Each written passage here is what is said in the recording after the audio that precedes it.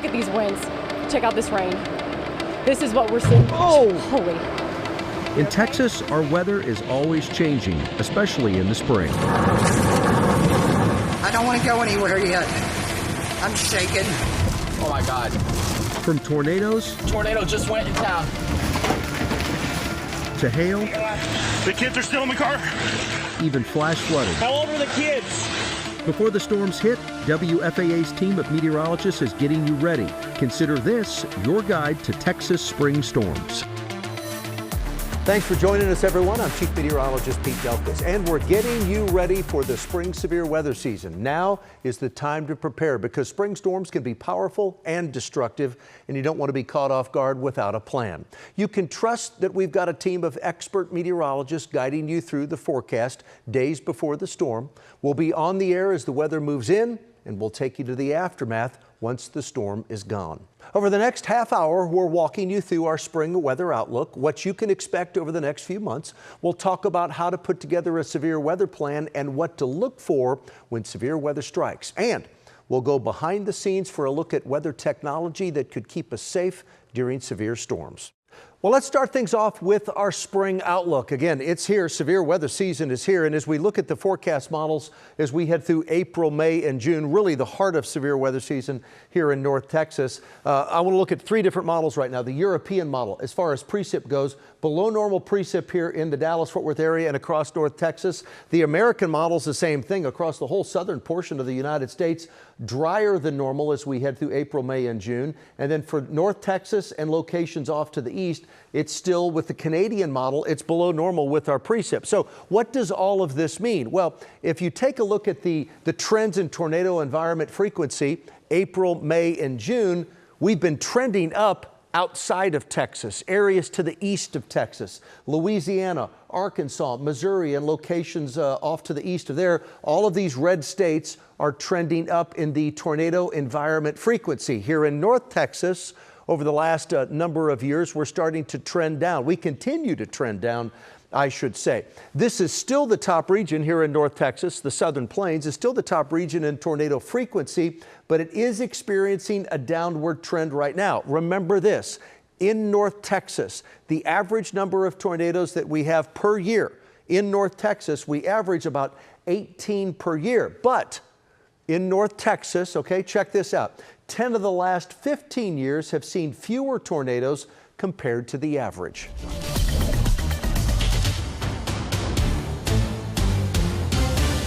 We know you're busy, so when there's the potential of weather that could impact your life, we'll be issuing a WFAA Weather Alert Day. And when we do, you'll want to stop and pay attention because we'll be talking about when the weather will hit, the impact it will have, and what you need to do to prepare.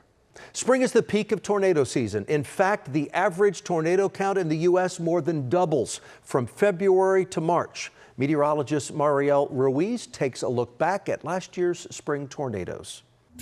According to data from NOAA's Storm Prediction Center, we had more than 1,400 confirmed tornado reports in 2024, and most of them happened during the spring.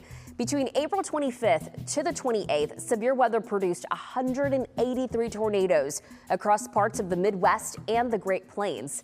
During the outbreak, a large and strong EF3 tornado ripped through the community of Sulphur, Oklahoma on April 27th. I was there to see the aftermath. I'm going to take you in. This is where a house once stood.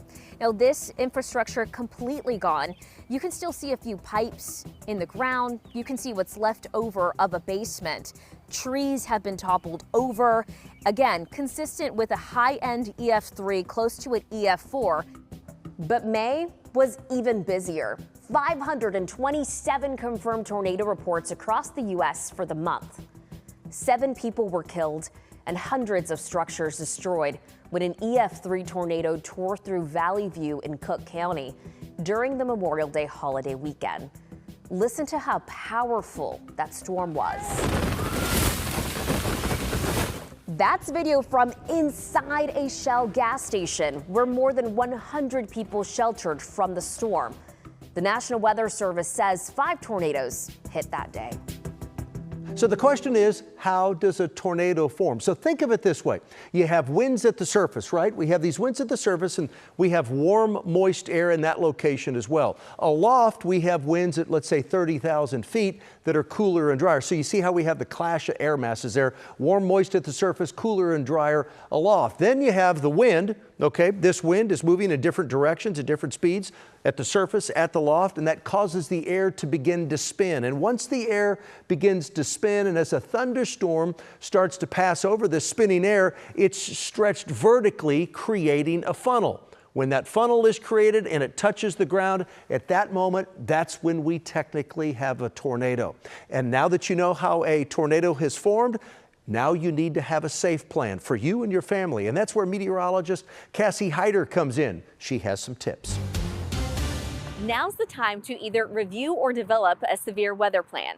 First, know where to take shelter. If you don't have a basement or a storm cellar, the next place to be is in the centermost part of your home on the lowest level with no windows.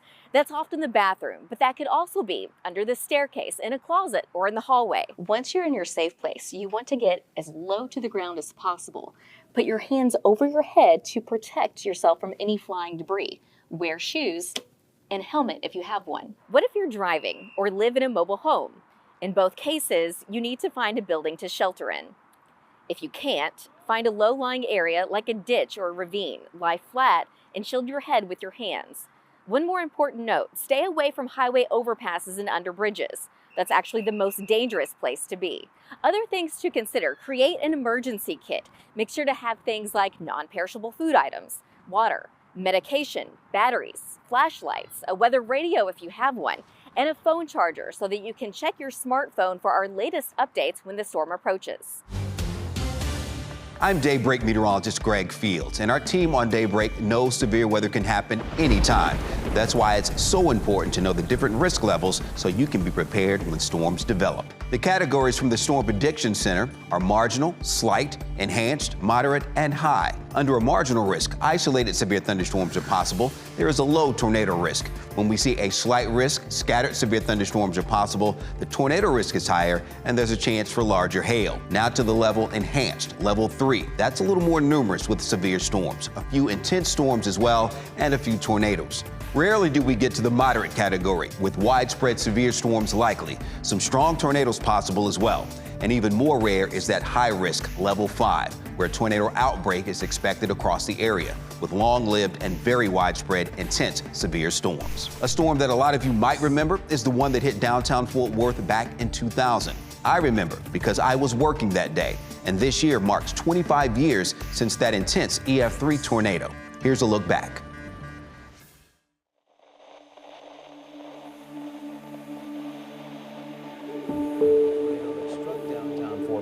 For those of you who have been away from your television sets and away from any kind of communication this evening, what has happened is that a tornado has struck the downtown Fort Worth area, primarily the northern downtown Fort Worth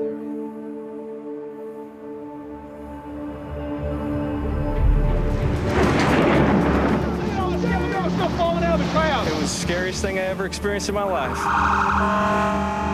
Mass destruction of a tornado coming towards us, ripped the whole back of the building out, ceiling falling in. Falling the glass down the hallway and just made it. It was like a carnival ride. It was shaking in here and everything. The windows started popping in on the 35th floor. The siren was going off and the emergency lights started flashing. This was real. This was not playing. It was scary. Wizard of Oz. Really scary. Bomb looks like it went off in there. I went up there to salvage some of my items. We rode in on the tail end of the storm that spawned the tornado here in downtown Fort Worth. The side was completely torn off of the prayer tower, and we were actually told that there were people inside the prayer tower at the time. You could feel it just rushing through, and we got out right in time when we were praying. And I don't know, we went out when it was over and looked at the walls. Everything was took out. Gloria, we're here at the Cash America building, where if you look behind me, it's just amazing. The damage is on all 4 sides of this building. My understanding, my office is gone. It was just destroyed.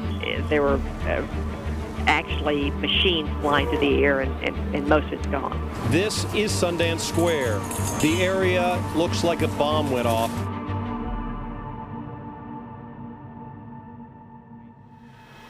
But you can see these homes here are devastated. And what you are looking at is a lot of very severe damage. That we are told a total of about 90 houses damaged here, 20 of them with this kind of damage, severe. The figures are now 4 people apparently died in this whole disaster, 2 apparently from flooding and 2 from the tornado. All 4 of them, we are told, in Fort Worth. Again. Tonight, right now, people are truly celebrating the miracle of life.